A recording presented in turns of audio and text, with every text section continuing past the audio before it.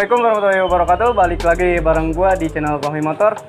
Di video kali ini gua bakal cek sound Ninja Kawasaki Ninja ZX 636. Mantap nih. Dia baru restorasi knalpotnya di bengkel Docele di sini nih. Di sini gua bakal cek sound Ninja ZX 636 nih. Oke, langsung kita cek sound aja. Di depan mana berarti ya? Hah? Kayak depan aku mah. Apa tuh?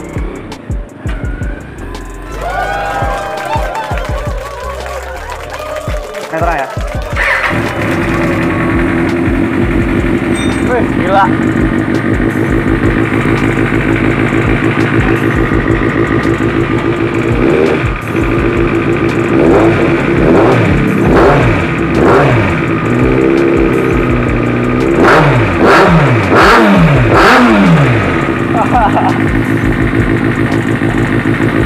Dia di sini pakai knalpot Afromovic ya.